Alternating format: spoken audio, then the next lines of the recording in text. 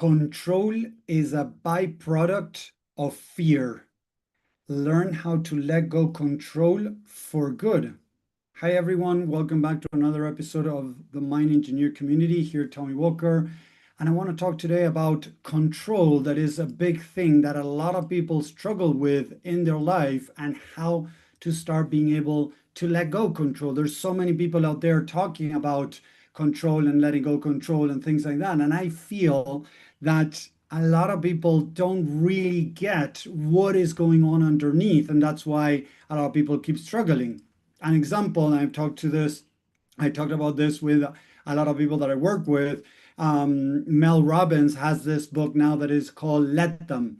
And the let them theory says that if somebody is behaving in a specific way, you just let them behave however they're behaving, right? And it's a way of letting go, try to control them how they're behaving. The thing is that she never goes deeper into explaining why or trying to help you understand why you're trying to control somebody else. Because in most cases, when somebody is doing something, imagine that, you have your boss that is behaving like a jerk, right? And you want to try to control them. And then you tell yourself, okay, let them, let's use the let them theory and let go, try to make your boss not be a jerk. But the thing is, if you don't go deeper to understand why it's bothering you, you're not really solving the problem. You're just kind of painting over a car that needs a motor fixed, but you're just painting it. It's going to look awesome on the outside, but there's no true work on the inside. So one of the things that I teach, and I believe there's many people still out there teaching this, but it's different to what Mel Robbins is saying, is that we need to start really understanding what's going on. Why am I trying to control my boss, my friends? Oh, I would like my friends to be more there for me. I would like my boss to recognize me. I would like my boss to behave less like a jerk and things like that. What I share is that instead of applying the let them theory, if you're trying to convince yourself at a cognitive level that you should let go, that you shouldn't try to control others, try to understand what is really going on. Why is it that you're trying to control? Imagine in your boss, right? I want my boss to stop behaving like a jerk. I would like my boss to be more, respectful with me, that recognizes my value, my worth, my work, whatever. So what you're actually saying that right there is that you would like your boss to recognize you. Okay, one of the examples. So how are you recognizing yourself? What could have happened growing up where sometimes you didn't feel recognized or validated growing up?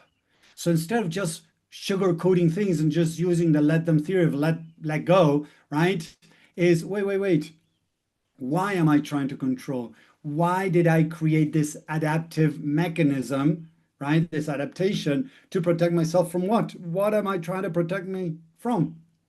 This could be in any kind of situation, right? Trying to make more money. Why? Because, I don't want to feel like a loser. I would like to be able to provide to my family. And what happens if you don't provide to your family? It makes me feel blah about myself. So we need to start really acknowledging and accepting our emotional states. When you're trying to control, what's underneath is fear. So what a lot of people are doing, Tony Robbins, Mel Robbins, and many others, are bypassing the emotions of fear by telling yourself that you shouldn't try to control, try to convince yourself that it's not okay to try to control. So now let them. But again, when we do that from the cognitive level, from the intellectual level, we're not truly dealing with what's going on inside of us. So, as I said before, if by any chance, when you were a kid, your parents didn't recognize you as you needed to, didn't value as you needed, and things like that, what's going to happen is now you're going to go out there looking for it. So now when somebody doesn't give it, instead of recognizing, okay, where am I not giving it to myself? I sugarcoat it with I shouldn't control. So a lot of people are trying, and listen to this because it blows my mind each time I say it. A lot of people are trying to control the controller. Look at this. They're trying to control the part of them that is controlling to get it to stop controlling. So you're trying to control to stop control. And I always give the same example, is like me slapping my kid, trying to teach him that it's not okay that he slaps his brother. How well do you think that is going to be taken if my son just slapped my other son and I go slap him and I tell him that it's not okay to slap somebody else? This is the same thing. When I'm controlling the controller, when I'm trying to control to stop controlling, what I'm doing is I'm creating more of what I don't want.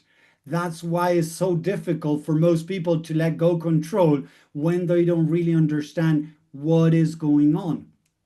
So instead of fighting with your mind, try to go deeper to understand why did you create that adaptation, that behavior, because it's there to try to protect you from something deeper. And I'm going to share here in a second, don't get me wrong, how to start going deeper.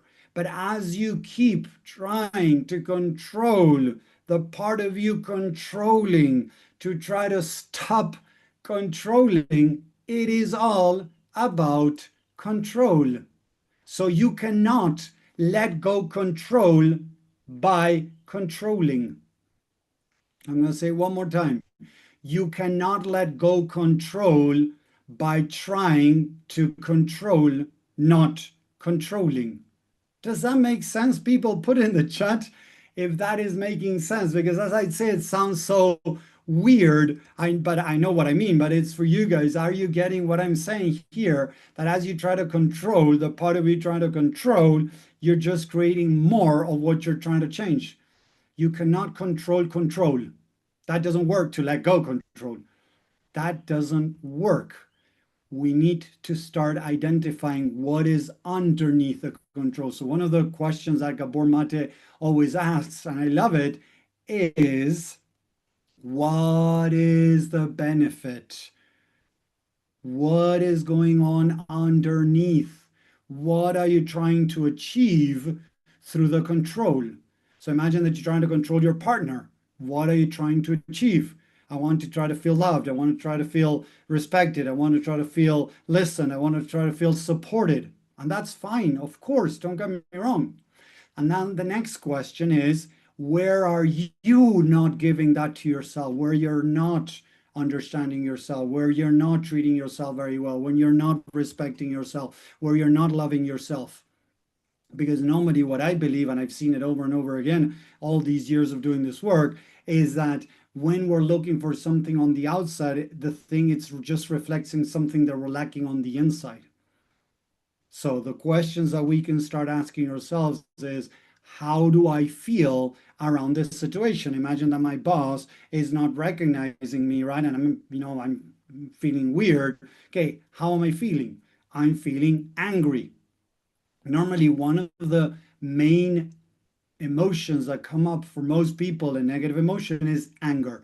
Anger, in most cases, is trying to protect us from deeper emotions, okay? Stronger emotions. So you feel anger, and as you go deeper underneath the anger, you might find something else. As you connect with the anger, you allow the anger to be part of this experience right now, then you might be able to connect with maybe sadness, maybe shame because you're not being recognized, you're not being treated with respect, and it makes you feel shame or anything.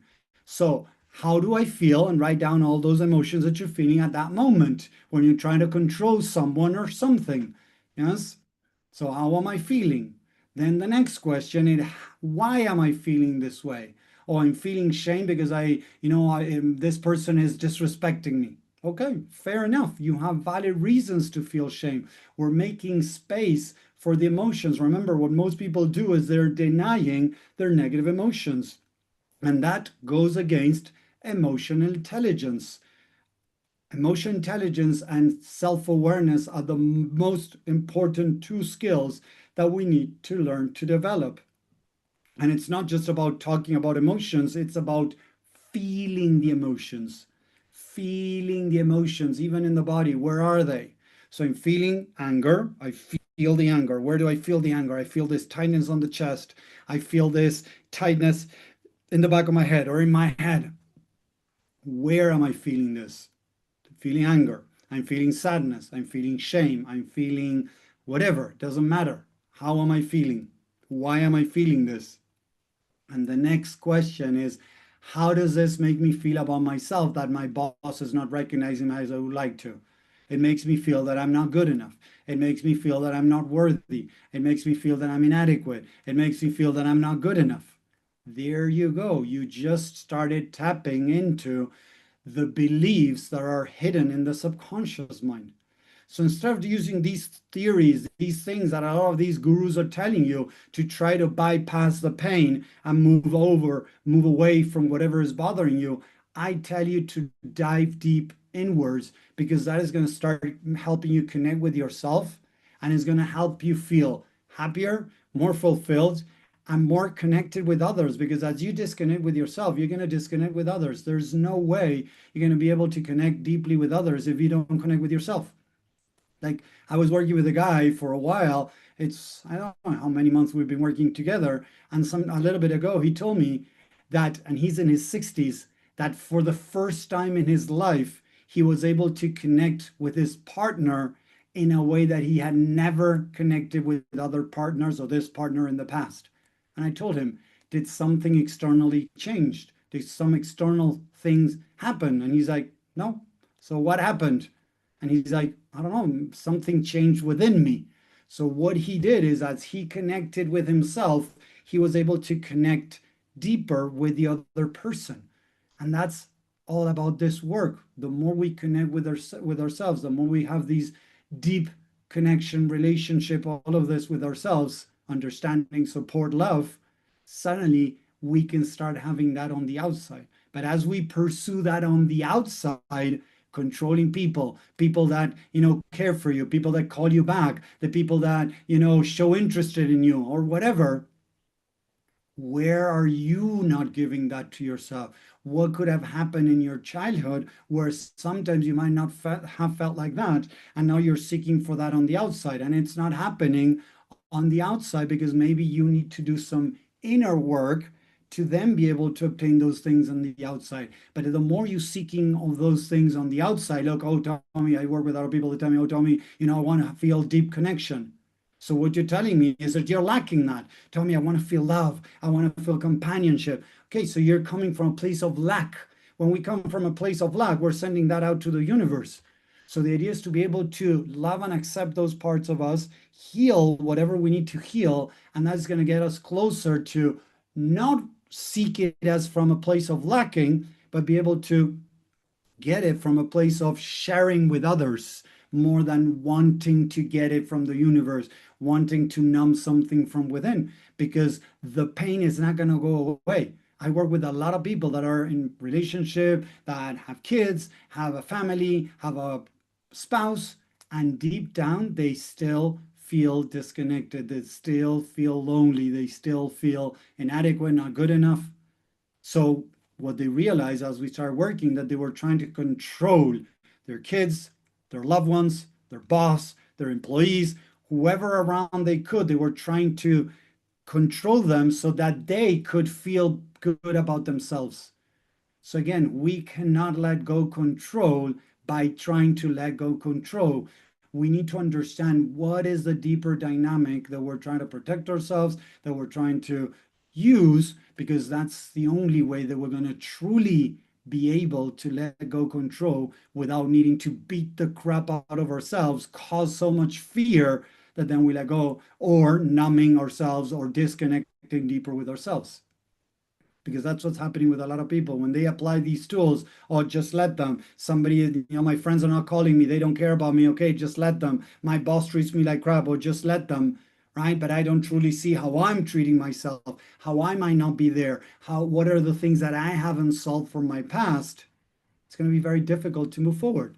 And to give you an example of how powerful the mind is, and this could be applied to anything, I'm working with a woman that we've been working for a while in many things, right? And now suddenly one day she comes and says, Tommy, I don't know what's going on, but each time I try to do a snorkeling class, open waters class, or open water diving class, I go underwater and I need to do some things and I panic and I leave, I need to leave the pool or the water and, stay outside.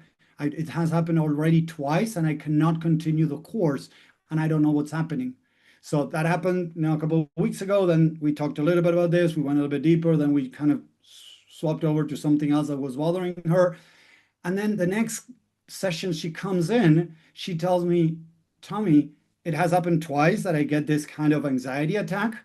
And she told me I was speaking to my sister to see if something could have happened in her past, in my past, she says, that could have been triggering this. As I always say, our past is dictating how we behave nowadays. That's how it works. If we haven't healed things from the past, they're going to affect us today.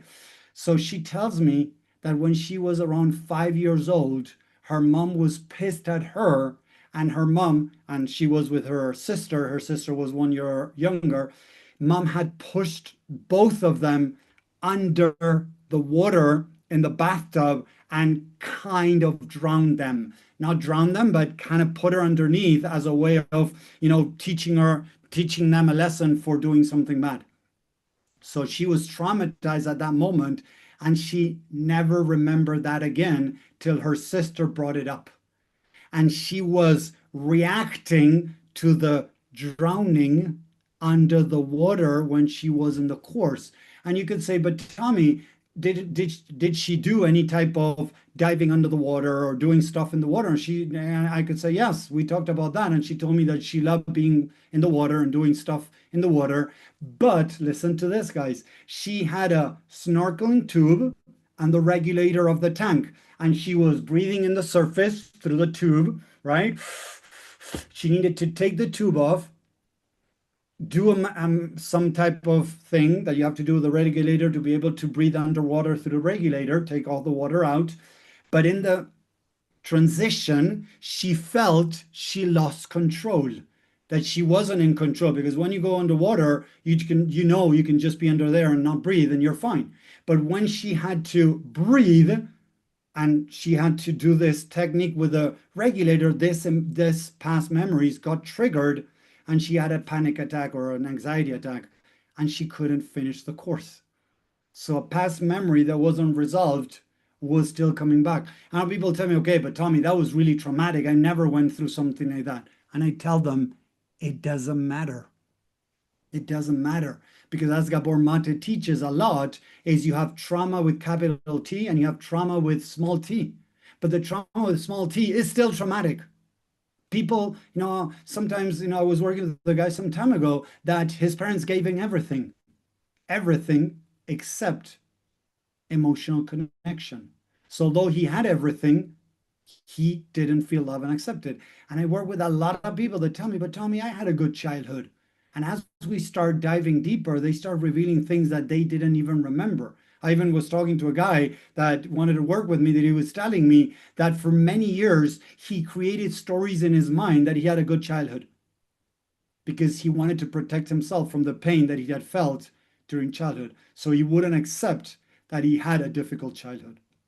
So most people have had different type of events that have created these limiting negative and false beliefs, negative emotions, and the body and the mind are trying to protect you from these emotions by creating control. So it's not about fighting control. It's not about giving yourself information on why you need to stop controlling, because that is controlling the controller. Again, is about healing what created control in the first place, because then the control is going to dissolve. And I've seen it in so many people that I work with that used to try to control things, and then suddenly they were able to start laying back and just let things unfold as they did the inner work. But it's all about the inner work. So let me know what you think in the comments. If this resonates and you want to know more, type the word free training, and we'll share free training with more insight and tools to help you start changing behaviors, connecting with yourself more, healing difficult moments in your past traumas, big T, small t traumas, it doesn't matter. These techniques help to start being able to love and accept yourself and change behaviors, dissolve behaviors. So I hope that makes